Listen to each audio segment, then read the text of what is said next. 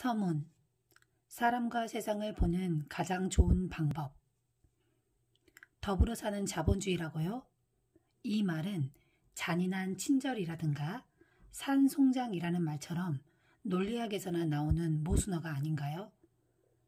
이 두 가지 말, 더불어 산다는 말과 자본주의는 서로 모순되는 말입니다. 한 대학생이 어느 강연회에서 나에게 비꼬듯이 말했다. 지난 4, 5년 동안 사람들은 더불어 사는 자본주의라는 명제에 몰두해 있는 나를 놀려댔다. 나는 자본주의라는 말이 그렇게도 위험스럽고 조아될 수 없는 말이며 19세기 말의 악덕 자본가라든가 미성년자의 노동 착취라든가 오염된 강물이라든가 푸른 하늘을 뿌옇게 더럽히는 공장 굴뚝을 연상케 하는 말인지 납득할 수 없다. 어느 대학 교수는 동정심이 많은 자본가는 성공할 수 없다라고 강의 도중 나의 면전에 대고 강조했다. 그에 대해 나는 동정심 없이는 자본주의도 없다고 응수했다. 그러자 내가 마치 지구는 평평하다라든가 바다는 용으로 가득 차 있다라고 주장하는 것처럼 학생들은 어리둥절해하면서 나를 쳐다보았다. 나는 잠깐의 침묵 속에서 이 더불어 사는 자본주의라는 명제가 얼마나 중요한 것인가를 새삼 깨닫게 되었다. 세상의 많은 사람들이 자본주의를 환영하며 그 혜택을 누리고 있는 반면 아직도 사람들은 자본주의의 폐단의 난색을 표하며 실패 사례에만 관심을 집중하고 있다. 설상가상으로 수백만의 우리들 자신들은 더불어 사는 자본주의가 얼마나 많은 도움이 되며 얼마나 삶의 질을 향상시켜 주는지를 알지 못하고 있다. 수많은 대학 교수들이나 신문의 칼럼니스트들은 자본주의의 막강한 힘과 성공의 신뢰를 왜 인정하려 들지 않는 것일까? 왜 사회주의나 심지어는 공산주의가 추구해온 시대착오적인 개념에만 매달리는 것일까? 분명히 자본주의에도 폐단은 있다. 지난 과거의 실책이 분명히 드러난 이상 우리 모두는 이 같은 실수를 앞으로 반복하지 말아야 한다. 이와 같은 결점에도 불구하고 자본주의는 선택적으로 취할 수 있는 세계적인 경제 체제가 되어 있으며 그러한 이유는 쉽게 이해할 수 있다. 이 책은 아메이 기업에 관한 저술은 아니고 과거 40년 동안 아메이가 이룩한 성공이 더불어 사는 자본주의의 위력을 보여주는 좋은 예가 된다는 것을 강조한 것이다.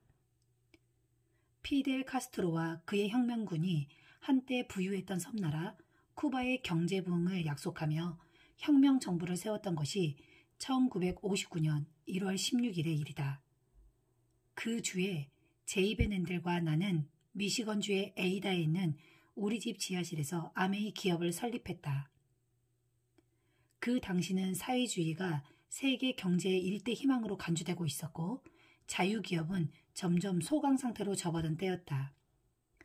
이것이 그 당시 나와 앤델이 들어서 알고 있는 전부였다.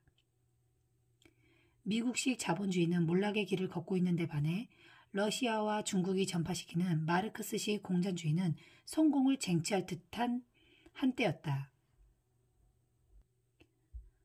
어떤 사람들은 지금은 독자적인 사업을 시작할 때가 아니며 그러한 시절은 영원히 사라졌다라고 우리에게 경고를 주었고 자본주의는 지금껏 우리들을 골탕 먹였으며 앞으로도 그러할 것이 뻔하다. 사회주의만이 우리들의 희망이다라고 험악한 표정으로 화를 내며 말하기도 했다. 우리 두 사람은 자유경제체제 비판자들의 말을 듣고 그들의 충고에 한편으로 고마움을 느끼면서도 그 충고를 한 귀로 흘려버렸다.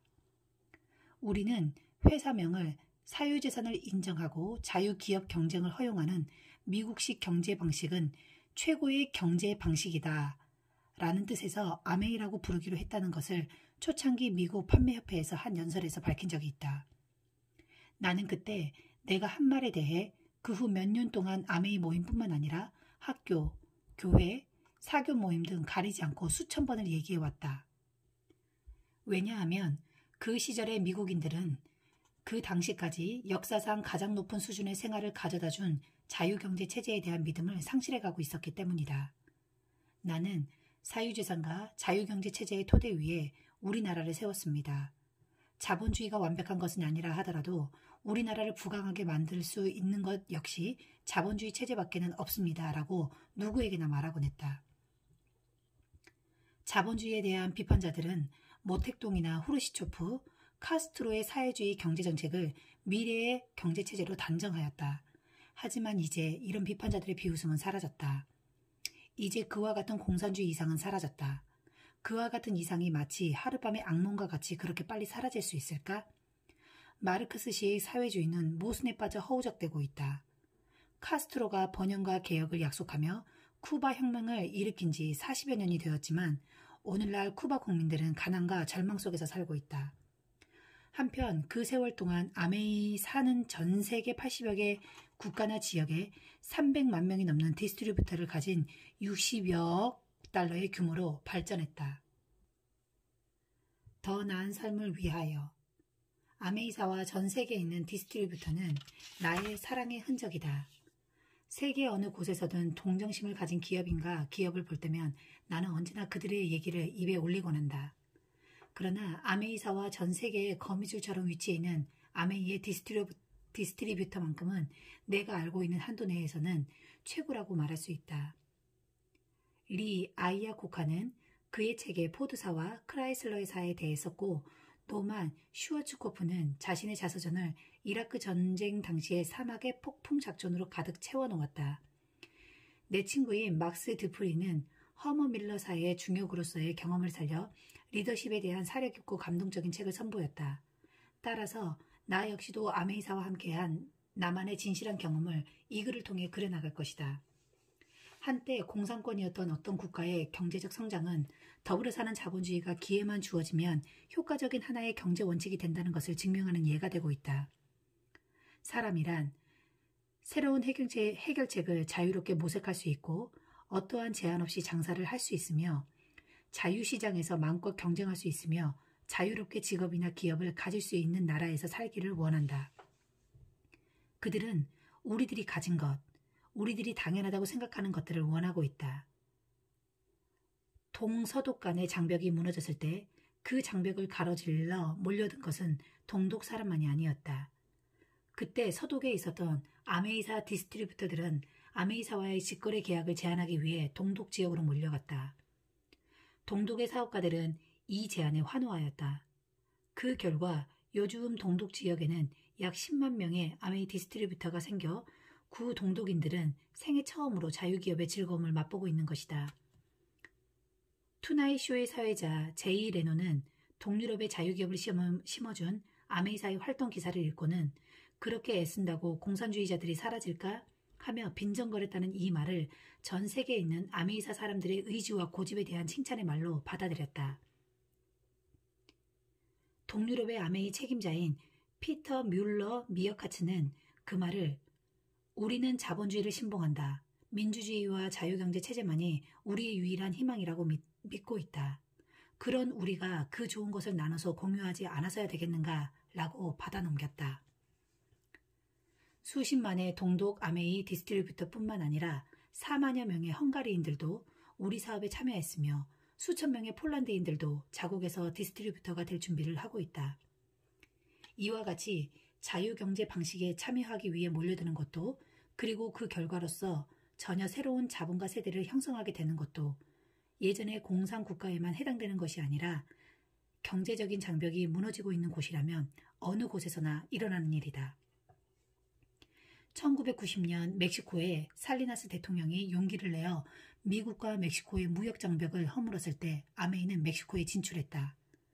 그 결과 현재 멕시코에서는 흥분 잘하고 고집세지만 책임감이 강한 멕시코 남녀 10만여 명이 아메이 사회에 참여하고 있다. 이들 역시 자유경제 체제가 지난 수년 동안의 가난과 실망을 극복하는 데 큰 도움이 된다는 것을 새롭게 발견하고 있다. 인도네시아에도 5만여 명의 아메이 디스트리뷰터가 활동하고 있으며 심지어 일본에서는 근로자들이 자영업을 할 수 있다는 점과 상류층으로 진입할 수 있는 기회로 보고 사회적 보장이 안전한 봉급 생활을 청산하고 직접 판매 사업을 시작하고 있다. 100만의 디스트리뷰터를 자랑하는 일본 아메이사는 일본 내에서 세 번째로 큰 외국 자본 기업이 되었다. 일본의 주요한 디스트리뷰터의 한 사람이 나카지마 가오르는 다음과 같이 말한다. 나는 한 회사를 위해 8년 동안 셀러리맨으로 일했습니다. 그러나 이제는 내가 바로 사장입니다. 나는 자유인이며 긍지를 갖고 사업을 하고 있습니다. 나는 다른 5나라에서 자기 사업을 하려는 사람들을 돕고 있습니다. 수많은 사람들이 풍족한 생활을 하게 되는 것을 볼 때면 흥분을 감출 수 없습니다. 이것은 일이 아니라 마치 연극을 공연하고 있는 듯한 즐거움입니다. 보다 나은 생활을 위하여. 그러나 오해하지 마시길. 돈벌이 때문에 자유기업으로 사람들이 몰리는 것은 아니다. 물론 사람들은 자신과 가족의 경제적 안정을 원한다. 물론 이것은 당연한 일이다. 그러나 사람들은 그것만이 아닌 그 이상의 더 많은 것을 갈망하고 있다. 지구상에 있는 여느 나라 사람들과 마찬가지로 동독, 헝가리, 폴란드, 체코, 중국 사람들도 당연히 더 많은 만족을 원한다. 물질적 자유뿐 아니라 정신적 자유까지도. 즉, 인간으로서 완전함을 성취하고 싶은 것이다. 하나님이 생각한 모습 그대로 자유로운 인간이 되고 싶은 것이다. 완전한 민주사회에서만 가능한 사고와 상상의 자유, 간신히 살아갈 수 있는 자유가 아니라 진정한 만족을 찾을 수 있는 그러한 자유를 원하고 있는 것이다. 마르크스식 사회주의 국가가 경험한 변화에 대한 열망의 근원에는 의외로 간단한 사실이 있다. 즉, 공산주의가 겪은 커다란 정신적 위기의식이 바로 그것이다. 파산 선고를 받은 것은 공산주의 경제체제 자체가 아니라 공산주의 가치 기준의 빈곤이었다. 현대 공산주의 창시자인 칼 마르크스는 인간 정신에 대한 견해는 빈약하기 짝이 없는 것이었다. 그의 사상은 한 국가나 개인이 그 삶을 뿌리박기에는 적당한 토대가 되지 못한다. 1969년 7월 18일 미시건주 에이다의 공장 화재 사고로 우리의 꿈이 거의 깨졌을 때 내 평생의 친구이자 동업자인 제이 베넨델은 더불어 사는 자본주의의 인간관을 보여준 적이 있다. 자정 직전에 엄청난 폭발이 있었다. 제이가 현장에 도착했을 때 사무실과 조립 라인이 있는 큰 빌딩은 거의 화염에 휩싸여 있었다. 직원들은 목숨을 걸고 트랙터에 올라 불타는 창고에서 세미 트레일러와 급유기를 끌어내고 있었고 다른 사람들도 중요한 서류 뭉치를 구하기 위해 14,000피트에 달하는 건물로 들어서려 하고 있었다. 제이는 이들을 제지하며 잊혀지지 않는 한마디를 외쳤다. 종이 조각들은 잊어버려 사람들을 먼저 구해. 인간에 대한 우리의 생각은 매우 중요한 것이다. 우리가 사람을 고결한 영감을 지닌 피조물로서 하나님이 가치를 부여한 하나님의 아들로서 생각한다면 당연히 사람은 존경심과 존엄함으로 대해야만 할 것이다. 그러나 만일 사람을 영혼도 없고 오직 국가에 의해서만 그 가치가 매겨지는 유물적인 존재라고 생각한다면 어떻게 될 것인가? 그 질문에 대한 해답은 공산주의 역사를 보면 쉽게 알 수 있을 것이다. 우리가 사는 지구의 참모습을 생각해 본다면 지구의 한정된 자원을 어떻게 이용할 것인가 하는 문제의 중요성을 깨달을 수 있다. 우리가 사는 이 놀라운 행성인 지구와 지구의 보물을 하나님이 우리에게 준 선물로 생각하며 우리 스스로를 무한한 가치를 가진 그 보물을 지켜야 할 수호자로 하나님이 정해주었다고 생각할 수만 있다면 당연히 지구를 보호하고 사랑할 사람은 바로 우리 자신이 아니겠는가. 자본주의, 단순한 법칙으로 최선의 출발. 1986년 5월 한 달 동안 8,000명 이상의 미국 고등학생 2학년 내지 3학년들을 대상으로 자본주의에 대해 얼마나 알고 있는가를 확인하기 위한 시험이 실시되었다. 시험의 결과는 수험자 전체의 66%인 5,415명이 자본주의와 이익과의 기본적인 상관관계조차도 알지 못하는 것으로 나타났다. 온 나라의 신문들은 미국 학생들 기초경제시험에서 낮은 점수 기록이라고 대서특필하였다. 기초경제 원칙을 학과 과정에서 배우게 되어 있는 일본과 독일 학생들에게도 똑같은 시험이 시행되었지만 형편없는 결과가 나왔다. 이러한 결과는 미국의 저명한 경제학자인 폴 보커가 발표했는데 기자회견에서 그는 그 자신도 고등학교 시절의 경제 지식은 형편없었다고 자인하였다. 나 역시 시험을 아주 싫어한다. 그 시절 나도 낙제점을 받았었다. 따라서 그 기초 경제상식 시험을 치는 학생들에게는 안타까운 마음이 들었지만 경제계의 지도자들이 학생들을 대상으로 그 시험을 치른 이유도 이해할 수 있었다. 학생들이 틀린 대답을 한 그 지점에서부터 시작해보자. 이익이란 무엇인가라는 객관적 문제의 정답은 총 수입에서 비용을 뺀 것이었다. 올리버 벤델 홈즈는 아주 짧은 식구로 그 질문에 답하고 있다. 행운의 여신에게 나는 빌었네. 내가 소비하는 돈보다 조금 더 남게 해달라고. 사업가가 성공할 수 있는 비결은 바로 이 식구에 나와 있다. 이익이란 쓴 돈보다 많은 돈을 벌어야 생기는 것이다. 이익이 생기면 사업은 성공하게 되고 자본은 축적되는 것이다. 축적된 자본으로 사업을 하게 되면 새로운 사업으로 자신의 삶의 질을 향상시킬 수 있으며 이에 따라 다른 사람의 삶의 질도 높아지게 되는 것이다. 이익이 없다면 사업은 실패하게 되고 돈을 모으려던 꿈은 깨어지고 사라진 이익처럼 그 꿈 또한 연기처럼 사라지게 되는 것이다. 이익을 남기는 과정, 즉 자본주의가 실제로 형성되는 과정을 설명하기 위해 나는 간단한 공식을 만들어 보았다. MW는 NR 더하기 HE 곱하기 T. 물론 이것은 양자물리학 문제의 해결 공식은 아니다. 보기보다는 훨씬 간단한 공식으로 내 이론이 너무도 간단하다는 것을 알게 될 것이다. 토론을 해가다 보면 가장 간단한 것이 가장 복잡한 문제를 풀어주는 실마리가 되기도 한다. 하나하나의 기호를 풀어보면 MW는 물질적인 행복, NR은 천연자원을, HE는 인간의 노동력을, T는 도구를 사용함으로써 생기는 효율성으로 각 부분에 대해 설명하면 다음과 같다. MW, 물질적 행복. 자본주의는 자본, 즉 물질을 창조하고 분배하는 과정을 말한다. 자본가가 자기 자신뿐만 아니라 자신에게 의존하는 많은 사람들에게도 물질적인 행복을 주려는 데 있다. 물질 또는 물질주의라는 말에 주저할 필요는 없다. 우리의 집이나 학교 등 모든 것은 물질로 되어 있다.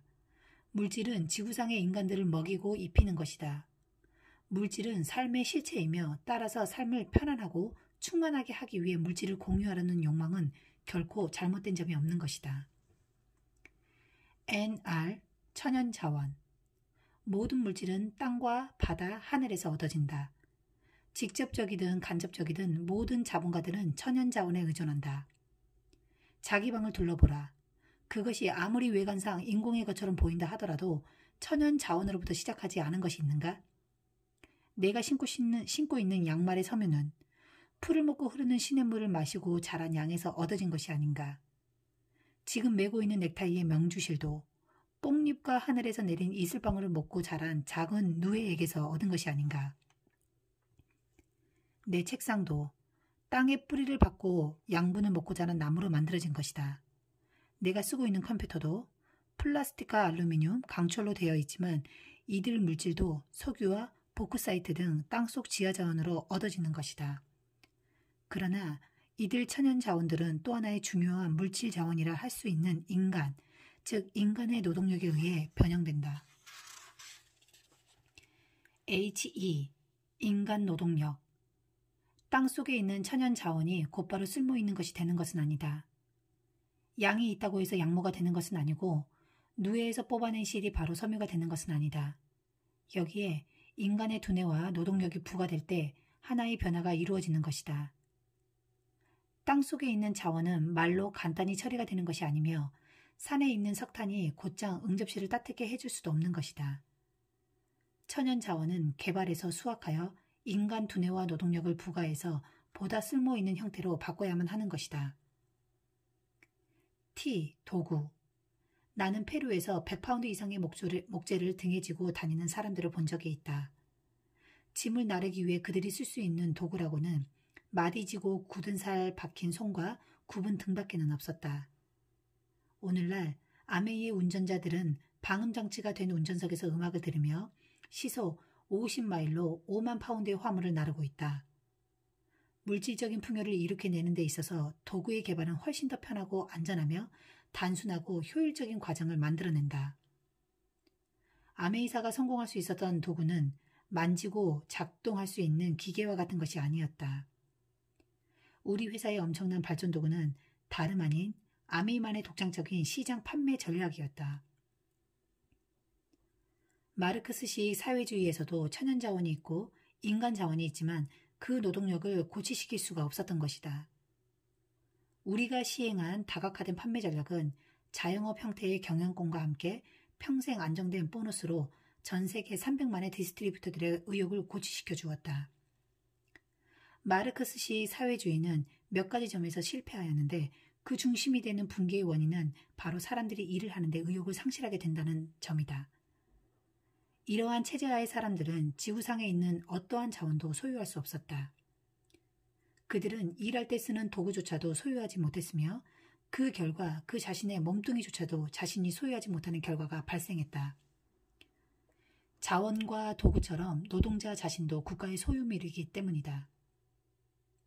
이러한 근거로 나는 지난 20년 동안 미국 전역을 돌며 자유경제체제와 위에서 언급한 4가지 물자로 자유와 보상인식과 기대를 설파했던 것이다. 자본가는 필요한 자원과 도구를 자유롭게 소유할 수 있으며 그러한 과정 속에서 자유로울 수 있다. 이것이 바로 자유만이 만들어낼 수 있는 큰 차이인 것이다. 내 아들 딕이 16살이 되었을 때 나는 내 자동차를 그에게 주었다. 가스도 타이어도 수리도 모두 내가 했던 차였다. 그러나 딕은 찻길마다 타이어 자국을 남기고 돌아다니며 친구들을 태우고 온 시내를 휘젓고 다니는 등 자동차를 엉망으로 만들었고 내가 손을 보기 전에는 가스도 떨어지고 고장난 채로 차고에 처박혀 있기 일쑤였다. 당연한 일이었다. 그래서 나는 그 아이가 18살이 되었을 때 자동차의 소유권을 그 아이에게 넘겨주었다. 그러자 길에 타이어 자국도 사라지고 오랫동안 차를 타는 일도 줄어들었다. 타이어도 가스도 자신이 사야만 하게 되자 친구들을 끌어들여 돌아다니는 일도 줄어들게 되었다. 지금 그 아들은 윈드 퀘스트 그룹 회장으로 그 지역 학교 위원회와 우리 회사의 사장으로 일하고 있다. 인생을 통해 그는 소유에 따른 자유와 책임을 배우고 있는 것이다. 사람들이 자원과 도구를 소유하게 되면 항상 2가지 현상이 일어난다. 그 하나는 소유 상태를 더욱 오랫동안 지속시키려 하는 것이며 또 하나는 능률이 높아진다는 것이다. 미국의 농부들이 각자 따로 트랙터를 갖게 되면 그 땅은 훨씬 비옥해지고 트랙터도 항상 정비가 잘 되는 것은 그 이유 때문이다. 수확철이 되면 그 농부는 한밤중에도 트랙터에 불을 밝히고 일하게 되며 그 결과 더 큰 보답을 받게 될 것이다. 공식을 한 번 더 보자. MW는 NR 더하기 HE 곱하기 T. 몇 년 동안 나는 이 공식으로 자본주의의 기능을 설명하기 위해 미국 전역을 돌아다녔다. 지금도 이 믿음에는 변함이 없다. 그러나 이 공식에는 한 가지 빠진 것이 있다. 기업의 성공을 실질적으로 지속시키는 비밀은 동정심에 있다. 이 공식을 제시할 때마다 나는 각 과정마다 동정심이라는 개념을 덧붙이고 있다. 더불어 사는 자본주의의 공식은 다음과 같이 볼 수 있다. MW는 괄호 열고 NR 더하기 HE 곱하기 T 괄호 닫고 곱하기 C. 각 항목을 동정심에 곱해보면 놀라운 일이 일어난다.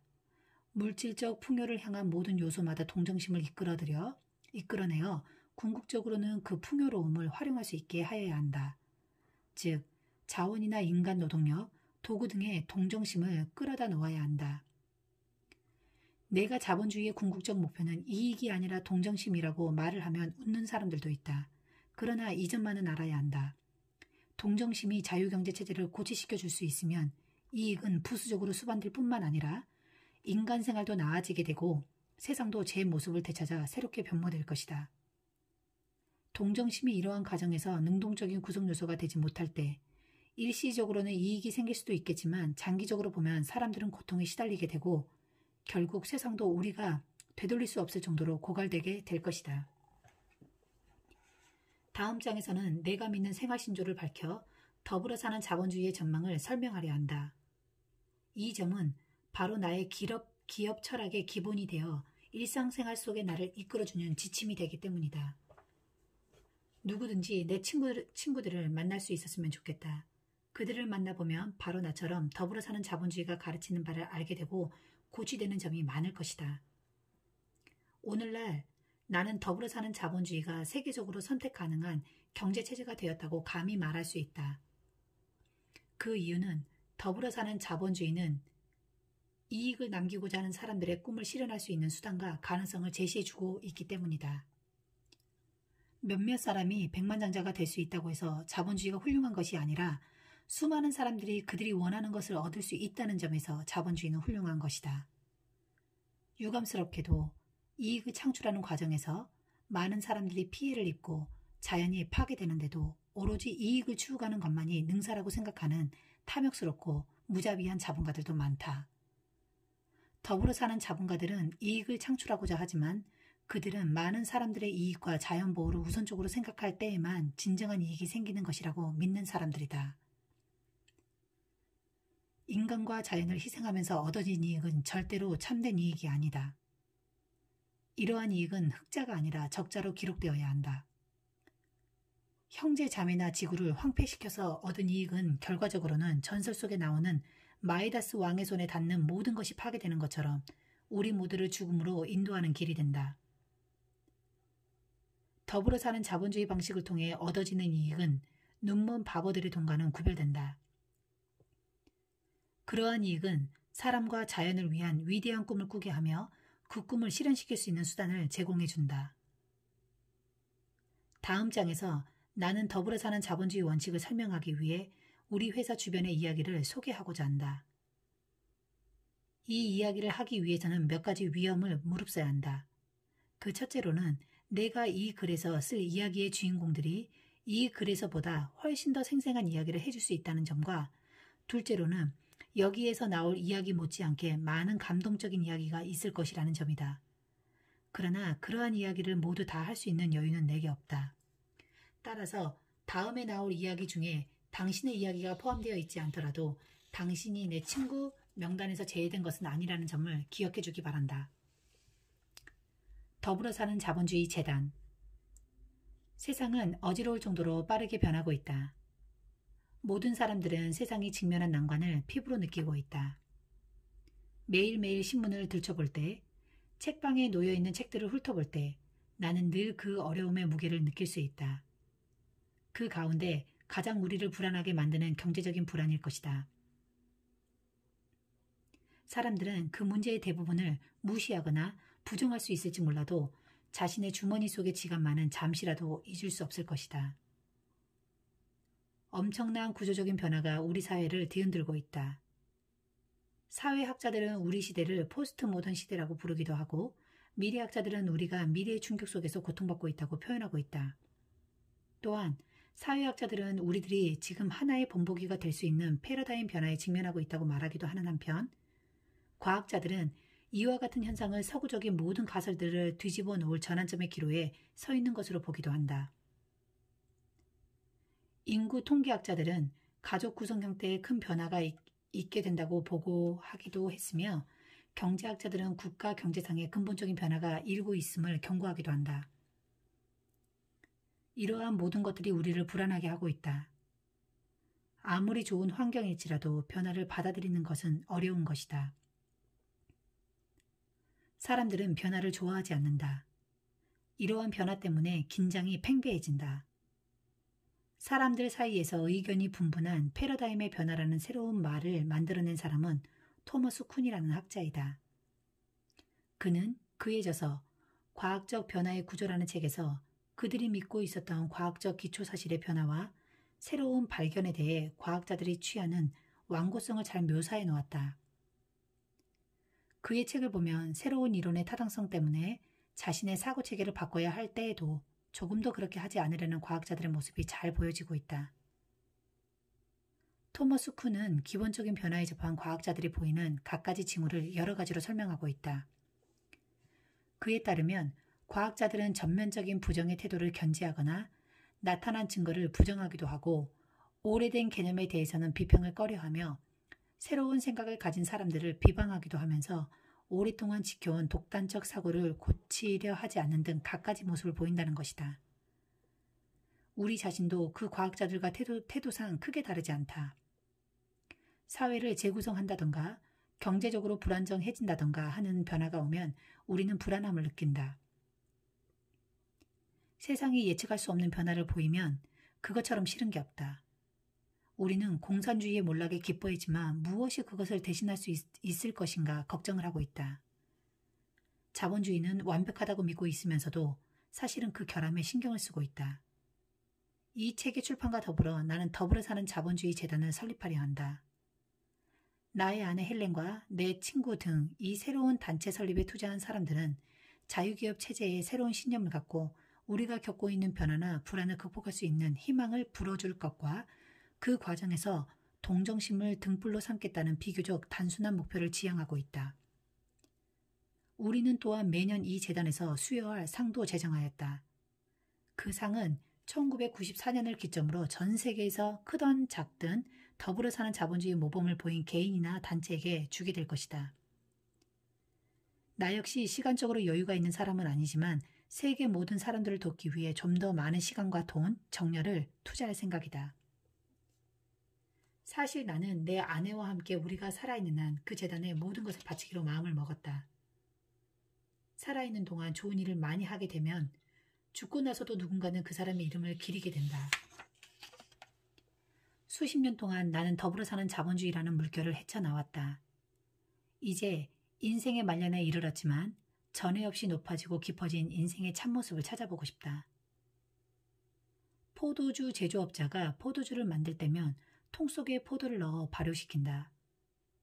현대적인 양조법에서는 코르크 마개 대신 큰 병이 마개로 되어 있는 숙성통을 사용하고 있다. 시간이 지나면 숙성된 포도주에서 이산화탄소가 발생한다.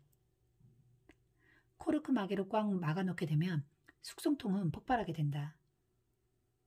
숙성통에는 숨쉴 여유 공간이 있어야 하는 것이다. 예수님은 새 술을 낡은 부대에 담을 수 없다고 하셨다.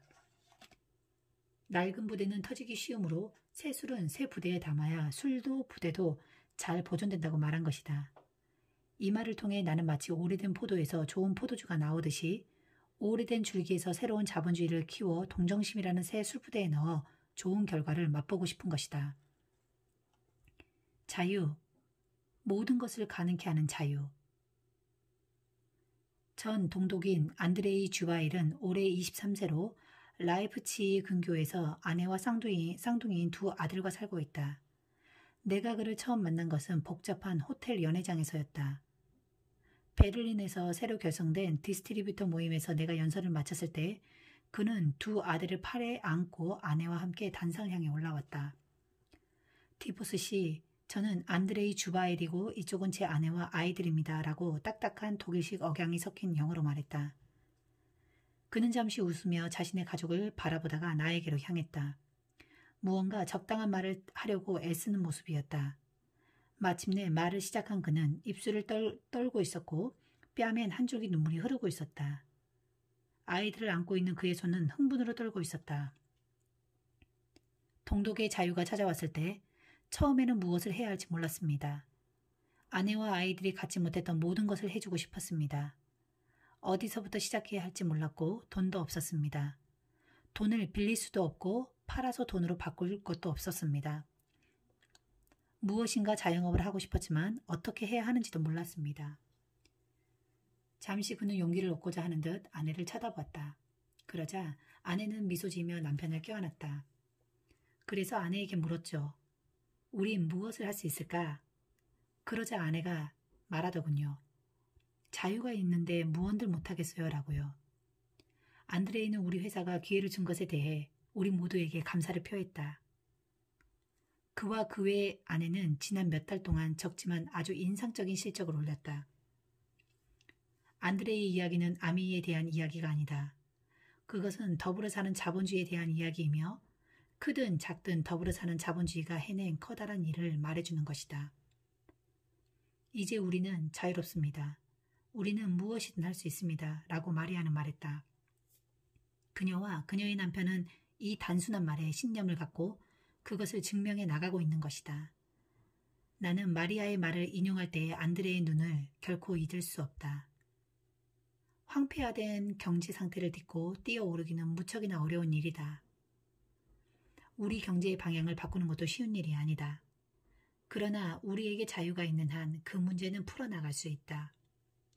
그 해결 방법이 무엇이든 우리의 자유를 위협하든 어떤 것에라도 우리는 저항해 나가야 한다. 자유가 없으면 모든 것이 없는 것이라는 것을 공산주의 압제하에서 우리는 알았다. 마리아와 주바일의 말을 우리의 내리에 깊이 새겨놓자. 자유롭다면 우리는 못할 게 없습니다.